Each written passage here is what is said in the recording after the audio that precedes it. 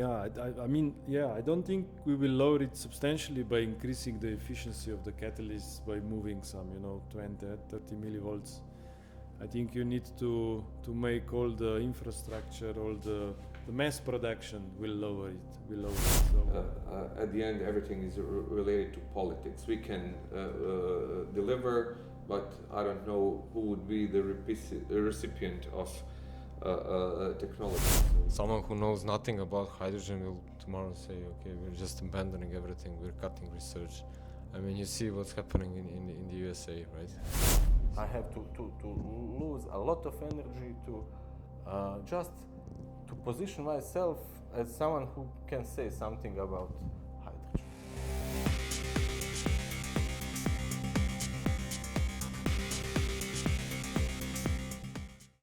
My today's guests in this lab panel are Dr. Nejc Hodnik, head of the Laboratory for Electrolysis at the National Institute of Chemistry in Ljubljana, Dr. Dalibor Karačić from Center for Advanced Technology, Sarajevo, Dr. Igor Pašti, professor at the University of Belgrade Faculty of Physical Chemistry, and Dr. Sanjin Gutić from the University of Sarajevo. Gentlemen, welcome. Thank you. welcome, thank you. Can we start a little bit about, and it's the same question for everyone, the project that you are collaborating on, starting with Dalibor. I'm going to start. Okay. So we as an end users were joining the NATO project that my dear colleague Dr. Sanjin brought here in Bosnia with cooperation with Nejc Hodnik, and the main point was to develop systems, electrolytical systems for production of hydrogen using the seawater. And we as an end users managed to make the construction and concept that works, and that was the main goal of this part of partner part of project, and we managed to deal with it pretty good, yeah. Well, I mean, this project is really exciting for us, because this is the second time we collaborate on the same call with NATO Science for Peace and Security program. This time, I think we really had a great idea, which was recognized by the reviewers, and we really look forward to next years of the implementation, because it's already 1 year, and we still have 2 years to accomplish some really great stuff. What I think it's really valuable about this project is that it has a lot of fundamental research, which we really like, and it's the basis for everything. But then there is a really strong application potential. So we hope that this project will end with a lot of fundamental knowledge acquired, but that we will also have some that looks like a product, something that can really make this world a little bit better. Yeah, what's the question?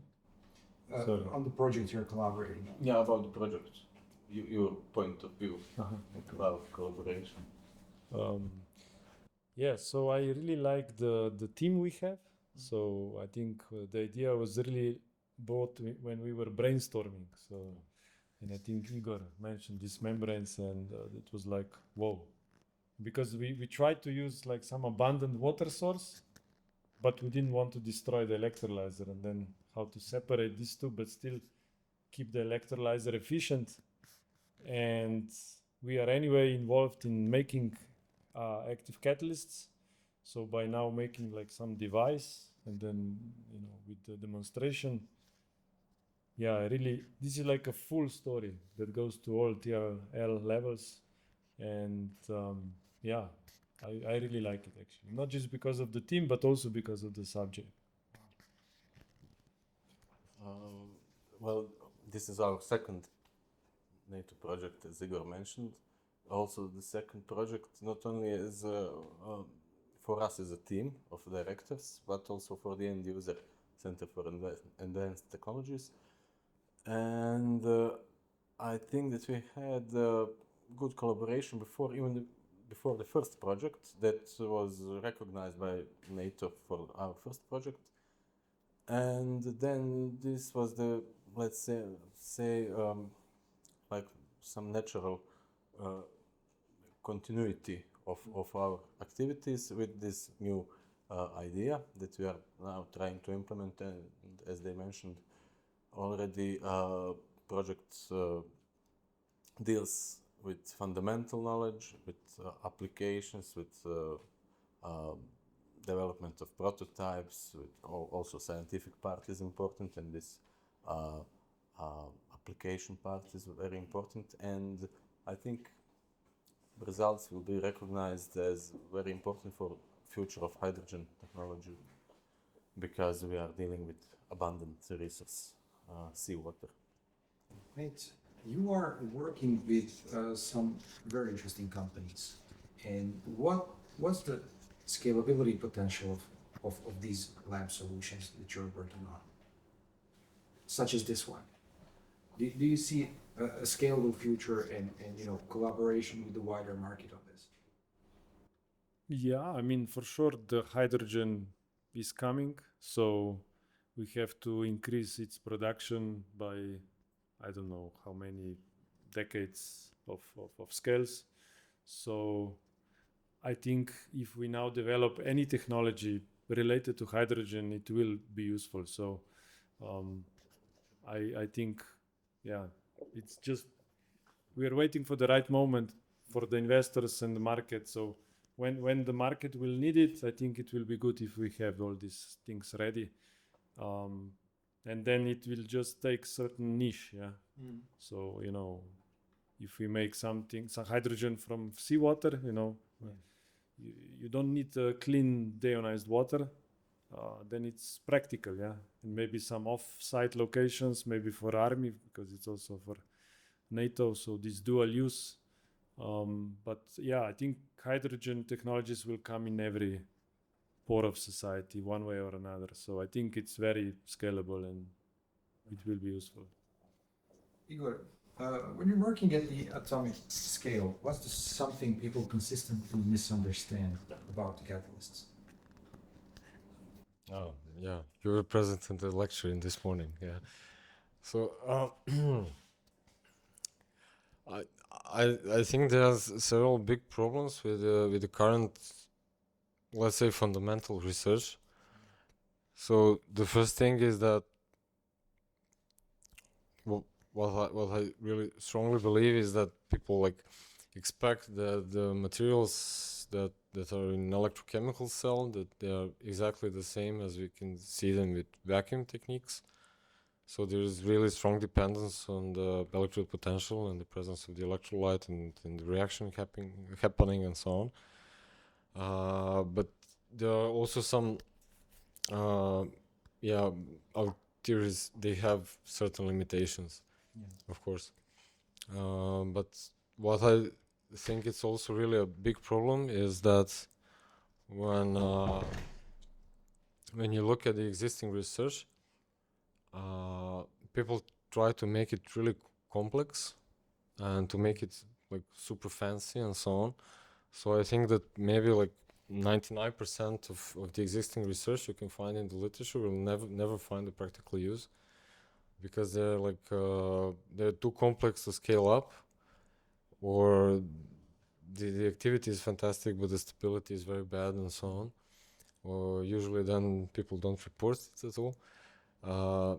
So what I like here is that we are going to simple stuff but really good ideas. I mean, the combination of different innovative stuffs.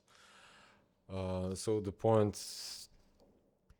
is that, I mean, what I believe is that we should really be careful about claiming how our catalysts look, but then we should also be really careful when producing new knowledge, which for me it's just, if you demonstrate that you make something really super fancy, but you can do it in a really small scale and in just one lab in the world, and it can be explained by all the fundamental knowledge that you already have, it's just wasted money, I mean, in my opinion.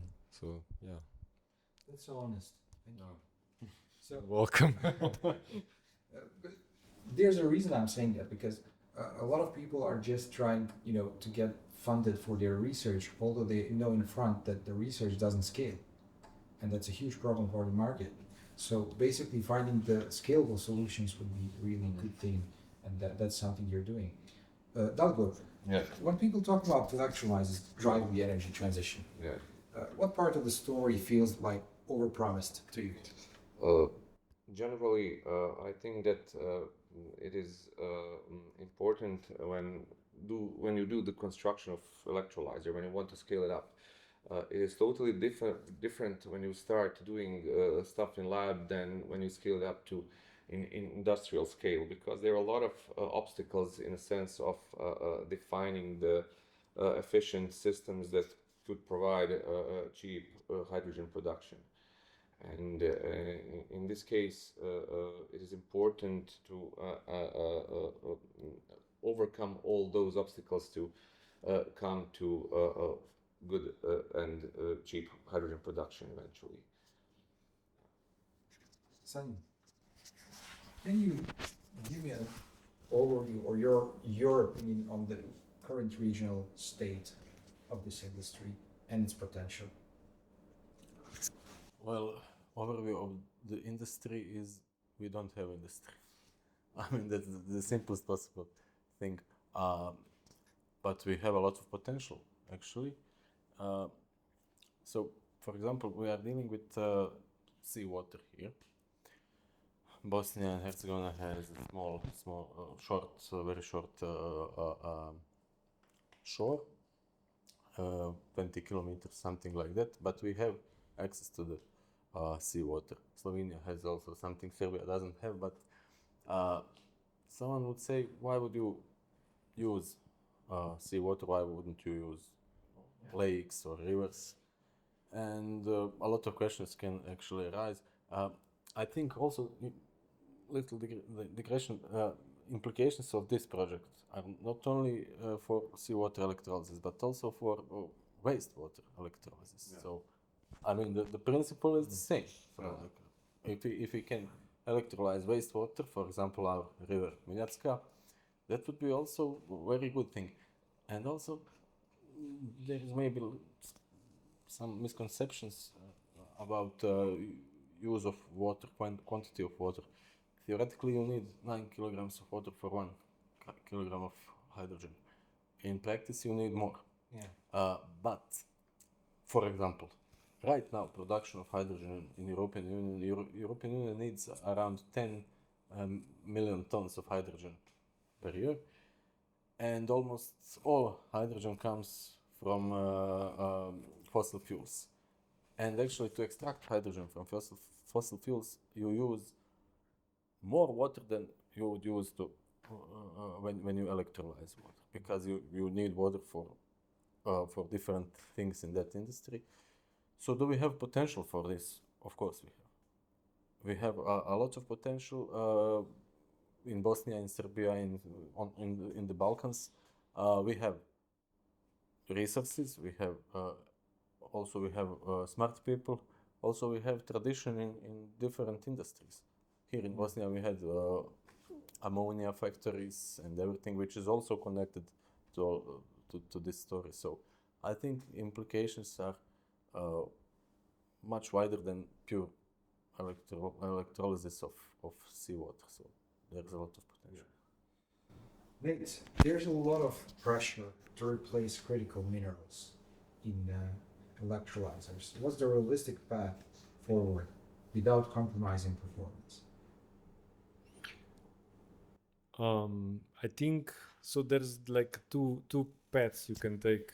One is that eventually, with time, I think we will have enough of these minerals, but we have to wait to dig them out. So every year we dig, I think, 7 or 9 million tons of iridium, which is not enough to make all of the hydrogen with this proton exchange membrane electrolyzers. But eventually, if we accumulate all this iridium, I think in 20 years, we should have enough. But we need this hydrogen to come faster.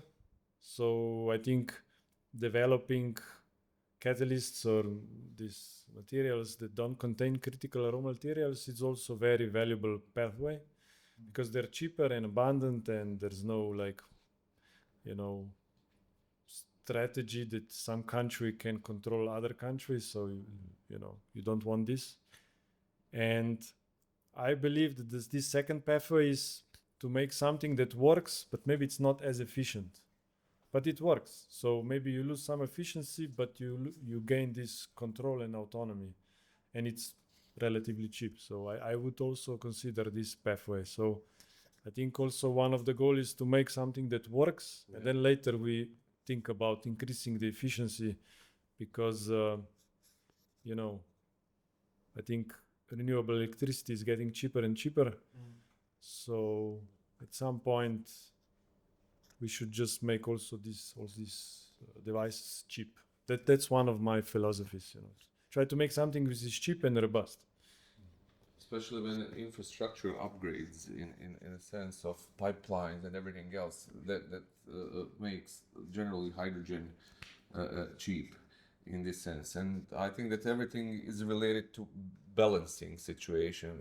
Even with catalysts, you need to balance and to optimize the activity and stability. Also, when we talk about generally electrolyzers, all the components must be optimized to derive the maximum from it. And the electrolyzers are not the only problem in this hydrogen economy. So everything else bumps up the price from the pipelines and other infrastructure, supporting infrastructure that harvest the energy that is around us. So that is what we need to think about and go in that direction too. Everything balanced for now until everything gets cheaper to produce. And I think that it will get cheaper by flow of time, simply because the infrastructure will be built up for the system. Igor, you have to focus all your future research on one underexplored interaction, catalyst surface or electrolyte. Where would you double down? Wow, I mean that's that's really a tough question, because it's Gambling. yeah. I mean, right now for us, the electrolyte is probably one of the most interesting things that we can tune really simple, because I mean you can change the electrolytes, get some boost in the efficiency, but you don't have to change the technology. So the point is that if you just change the electrolyte in this electrolyzer here, we don't need to change the construction. But we can still get some boost in the efficiency, and thus lowering the price of hydrogen. But I mean, we said so many times today that this is really like task for not one person, one profession, but it's, I mean, you have fundamental research. You have chemists, physicists, physical chemists. I mean, so engineers. So really, I mean, it's really demanding, and it's really complex to understand. But that's why it's so. I mean, I think we're having great fun, right? So doing this kind of research, and it's really valuable. Yeah. Sanjin, in your work, how do you balance the chemistry of desalination with the physics of gas production? Physics of desalination, chemistry of gas production. I have to correct. I mean, it's my job. You can balance it. Dalibor today showed the results of this principle measured in electrochemical cell, and you actually the balance is not hard, because you can calculate how much. According to current that you want to use, you can calculate how much, what would be the rate of hydrogen production, and then you need to measure your desalination speed or osmosis rate, and then you have to adjust either current that you will use for electrolysis or surface area of this membrane that you use for osmosis. And that will be actually our next step in this development optimization. I mean, you can always lower the current, but then you have too low currents to slow hydrogen production. And the other thing is to increase, at least for the first step, to increase the surface area of the membrane to do the engineering. But also you can find another membranes, you can maybe experiment, you can also experiment. So the thing is here, if you want to use this in real environment, in seawater is usually cold. Yeah. At least here in Adriatic Sea or in the oceans. And if you want to use it, to use the water pressure, hydrostatic pressure, then you would need to put it deep, and then you again have cold water, but efficiency of electrolysis when you have cold electrolyte is actually very low. And then you need to balance, increase the temperature, which leads to different effects on the osmosis. So there is a lot of room for optimization. Maybe we will heat up seawater and then try to optimize like that. Maybe we will leave it at the normal environmental level and try to find some optimized material for the membrane, to increase membrane, to do the engineering. So I mean, there are a lot of options. So Dalibor, Yeah. Storing hydrogen on a large scale. Yeah. That is also a tough question. Generally, yes. So there are promises now how to store it in different type of materials with great surface area that are prone to absorption of hydrogen, such as it depends, not just absorption, but that is the best physical option to store it with great surfaces, such as metal hydrides and other promising materials. I'm not that much into it, but I know that people are developing these materials to store enough hydrogen, in a sense, to be stable. When I say stable, it means that these gas cylinders that we store hydrogen generally, like this one, they do its job, but still, as you know, hydrogen is a small molecule. It makes stainless steel brittle, and it easily can go through the walls. So the best way is to make it less energetic, in the sense of absorbing it on certain materials. In this case, I know that hydrides are pretty good for this process. And about the storage of hydrogen in greater volumes, then again you need infrastructure, caves, and everything else that should put the walls that can contain hydrogen and store it for a longer time. Nejc, if you were able to choose the project and theme for the next project that would have scale of impact, what would that be?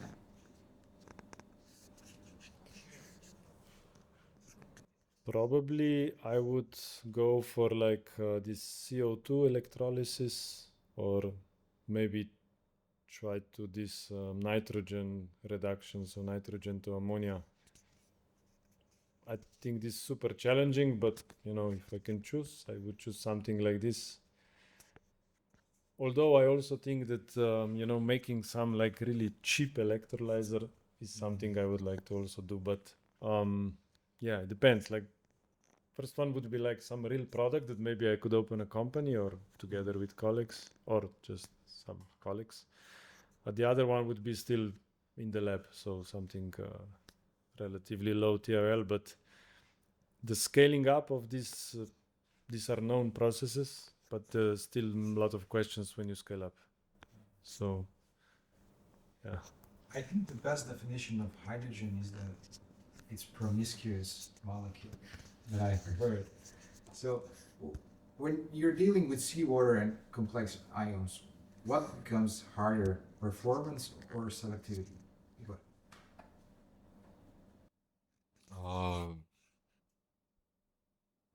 Performance or selectivity? Well, I mean, in the system we're developing, we should not have problems with selectivity. So, I mean, so performance, because there are some challenges regarding the pH, the temperature that Sanjin mentioned. But I think at this stage, we already have a proof of concept, so we know it works. And I would just go with trying to improve the performance without, I mean, this engineering part. And then going with introduction of new catalysts, maybe some electrolyte engineering and so on. And also the membranes and so on. But at this stage, I think it's really nice to demonstrate it. We saw bubbles today, so it's working. So we just need to get to something that we can show. Okay, this is good. It doesn't have to be the best ever, as Nate said. So it should work at satisfactory level. And especially if we combine with for example, if we combine it with photovoltaics, then it's really not important if we have like 2 volts or 2.5 volts or I don't know. It's because this electricity is really it's not expensive. You just need an installation with the photovoltaics, and then you can run the electrolysis. It doesn't matter if it's really high, if it's not really high current density and the rate of production. And I was always thinking like, okay, so maybe now we saw some targets today, for example, 1 amp per square centimeter, and then for the next year, and then in 2007, like 2 amps per square centimeter, and the voltage is going down. Okay, so these are some targets, but we can also ask ourselves, okay, so we don't have like ideal system, and if you go to such a high currents, we'll probably kill our catalyst and our electrolyzer really quickly. But maybe we can just produce hydrogen whenever we have energy to make like a cheap, not like super efficient electrolyzer. It's better to produce any hydrogen than nothing. I mean, and so it's better to go with like lower current densities, higher voltages, especially if you go with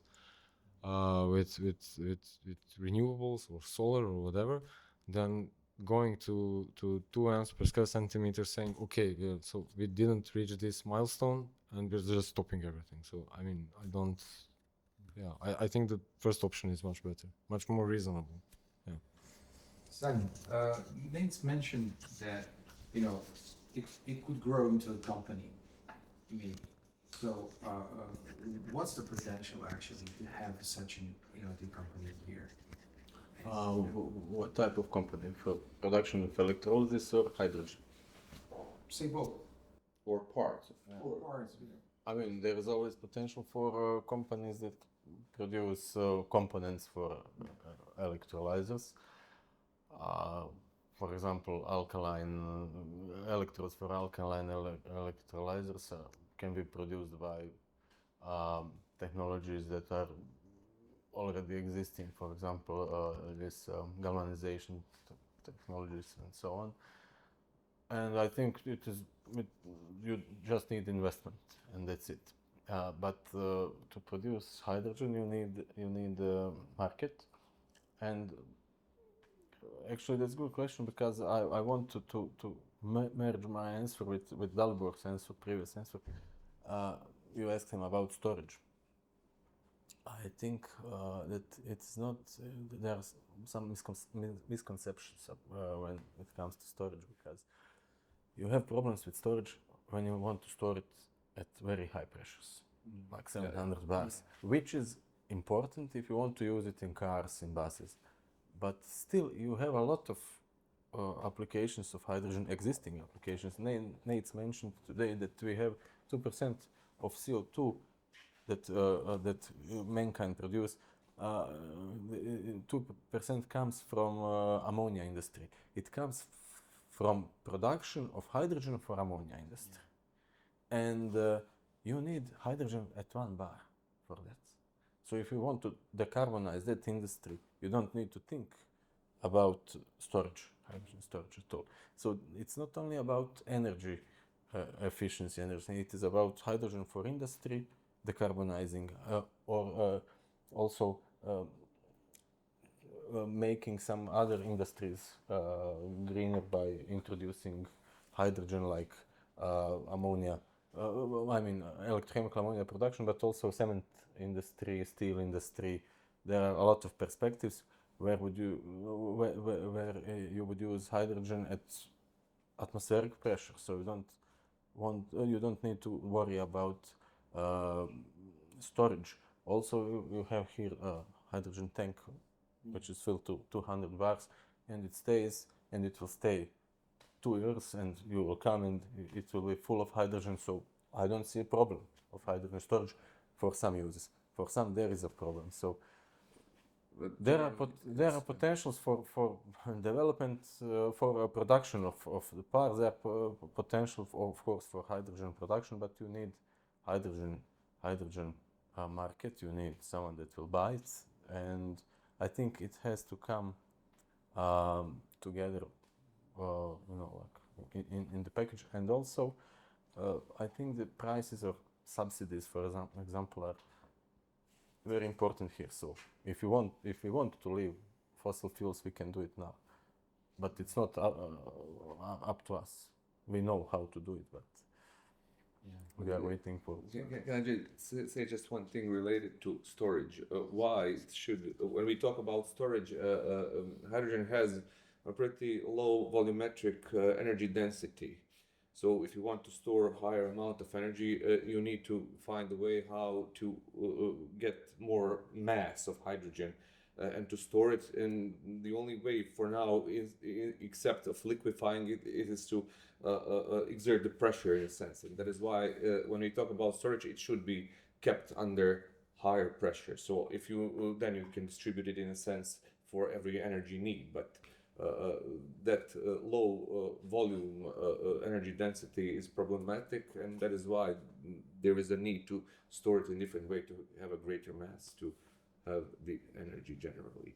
But something else related to hydrogen is the pipeline and the materials and coatings. Development of coatings is important. Different types of steel and everything else that should make the hydrogen economy better. So that was. Nejc, you had a pretty big picture look presentation today from the start on. And I was wondering, what's your opinion on lowering the price of hydrogen at this point? Where do you see the opportunity? So how to lower it even further?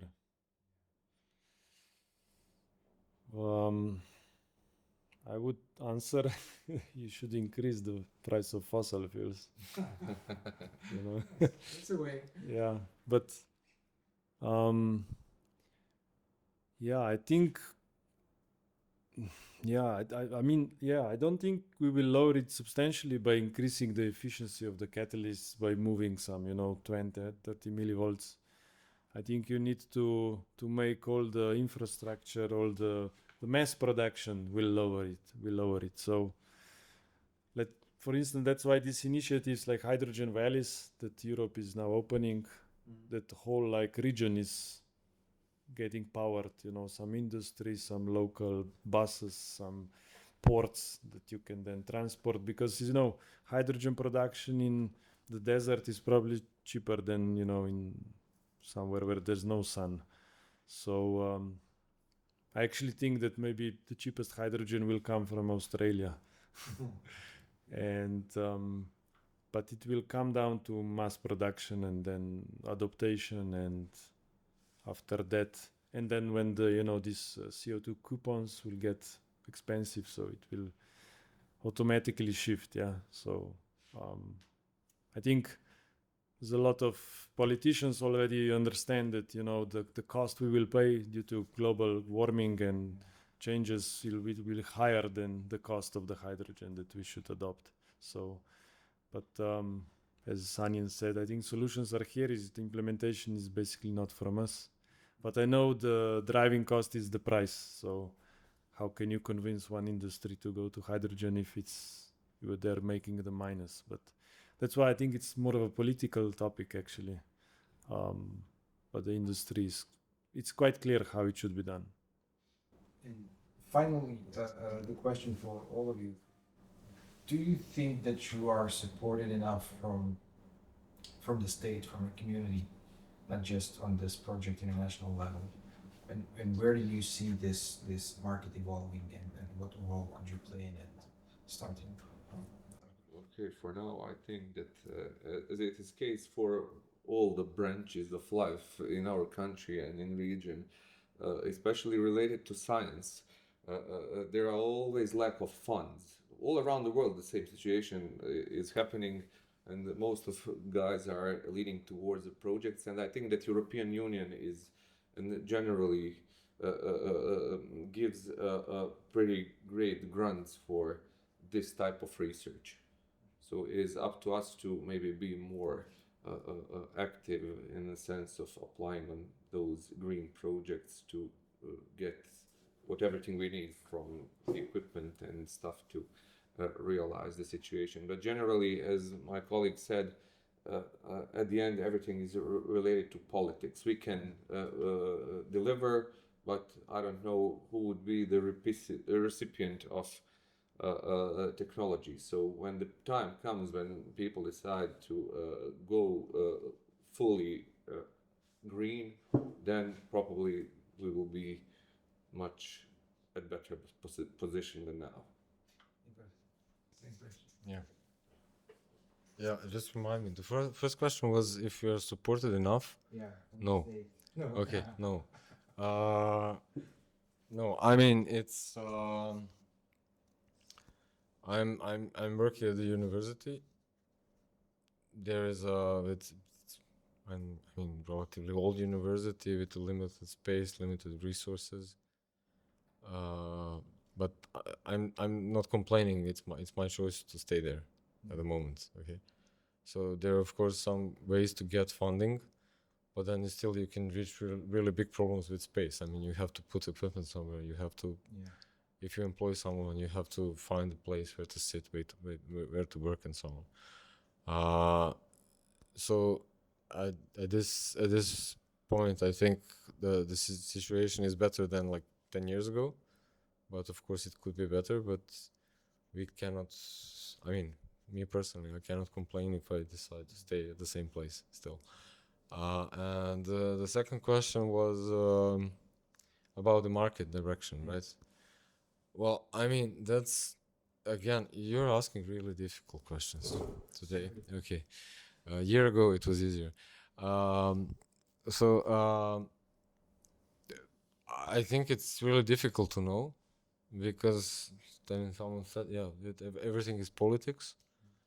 And now we have like several big players who are deciding where basically the world will redirect, and it's really, I mean, we cannot know if something will happen and then someone who knows nothing about hydrogen will tomorrow say, okay, we're just abandoning everything, we're cutting research.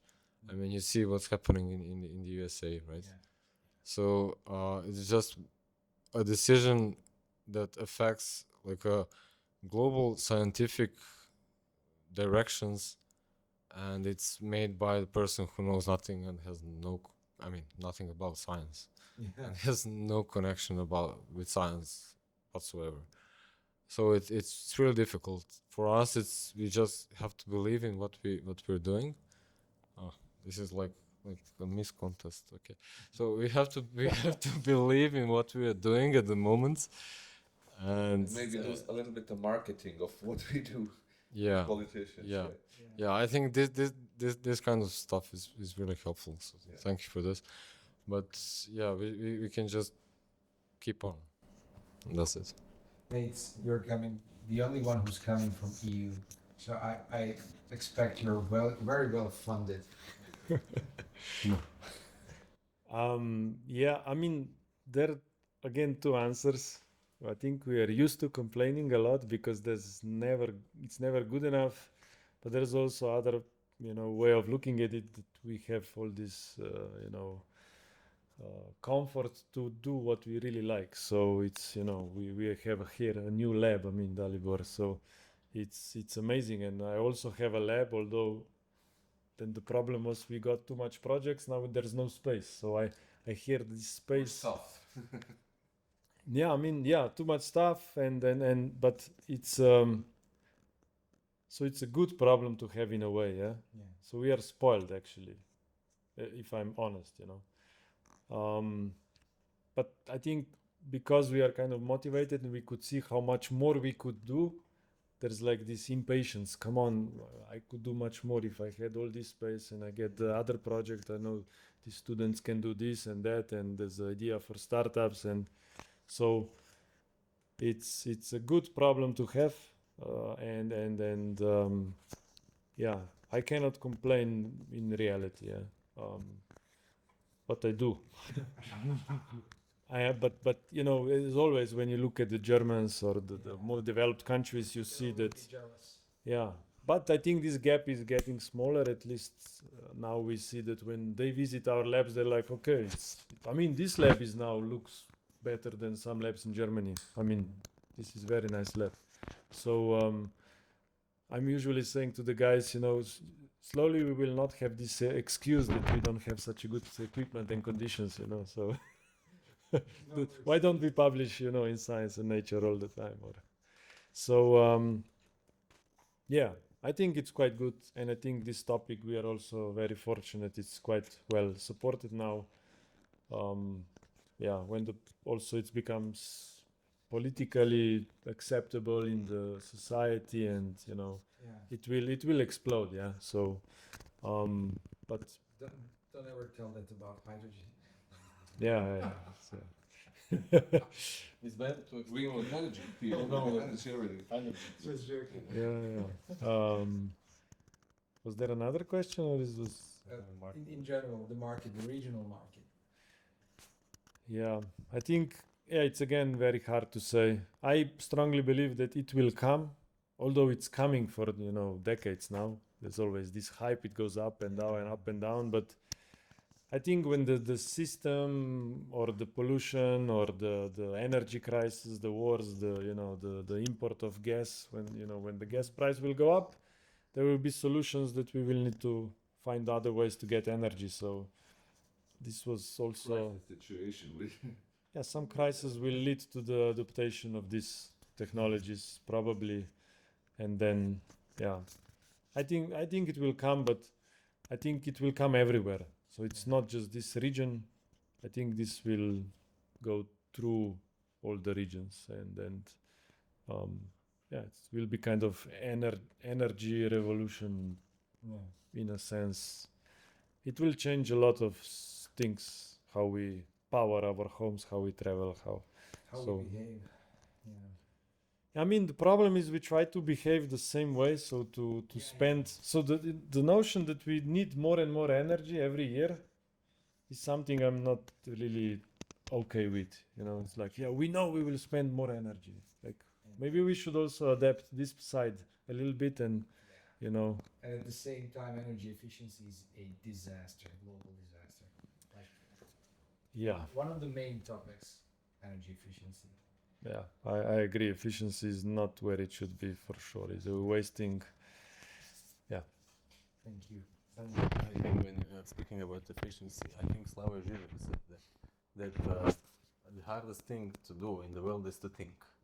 So thinking spends the most energy. So that's why the people usually first abandon thinking. To be efficient, maybe we should abandon thinking to be more efficient. We are efficient when we work on autopilot, but I think in Bosnia and Herzegovina, the problem with support of government, there are a lot of problems, but first problem is, let's say, vanity. Because we have, for example, when I started going public about my work with hydrogen, a lot of people would say, why would chemists or physical chemists do that? What do you have with hydrogen or batteries? And I was so, let's say, amazed how people don't know about hydrogen. Okay, it is a topic that is multidisciplinary, so we need mechanical engineers, electrical engineers, a lot of people. But actually we had to fight for our place here in Bosnia. We had to fight so people would listen, that we actually know what we are talking about, that we are important at our science and chemistry, physical chemistry, physics, material science, that it is important, very important actually, the most important thing of this topic. And also I would say our politicians or policymakers or people who give money, they are like ducks, you know, like duck if duck sees someone, young duck, it considers as that person as his or her mother. And also that's the duck effect. So here in Bosnia, first guy who says something about hydrogen, he is in all lights are on him. And then I can see that he doesn't know what he's talking about, and then after he spends resources, time, then I come after 5 years, and people don't have any more strength to listen what I have to say. So that's the Bosnian problem. I'm not sure if it is the same in Serbia, or in Slovenia, maybe not. But people here, people would rather listen what I don't know, some famous guy from Visoko has to say about science than me or Dalibor as physical chemists. So that's the Bosnian problem. Politicians would rather go to pseudoscientists and listen to them. And then when time comes, okay, make, how you said today, make a magical solution. Then they come to us, make magical solution yesterday if you can.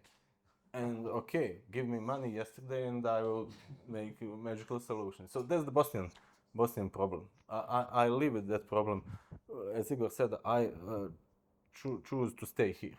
I mean, it's my decision. I like being here, living here, working here. But that's the main problem I think we have with funding, with support, with anything. I have to lose a lot of energy to just to position myself as someone who can say something about hydrogen. I mean, okay, now I'm in position, but I spent a lot of energy to be here. And I could use that energy for development of To electrolyze the water. to electrolyze the water, yes. Just think and take your electrodes in your hands. There's And one more problem here in Bosnia, and I don't know what is the situation generally in Serbia and Slovenia. That, as Sanjin said, there were a lot of hoax experts. They heard energy hoax experts in the sense that they heard that hydrogen is promising fuel for future and storing the energy, but they talk generally going on these conferences. And they don't call the guys that are at front line dealing with hydrogen, producing it, solving the problems of systems that can produce it to make it efficient and cheaper. And mostly those guys that talk without being at the front line taking the money. And that's a problem. That is, it would be much better for politicians to give the money to right people to develop. because we would like more to do science and engineering than to talk. I mean, I like to talk also, but I would prefer to. That's actually a global problem. And I think when people are reading this, that the comments from around the world will be pretty much the same. But thank you for this panel today. It's really fun in this laboratory. Thank you so much. Thank you.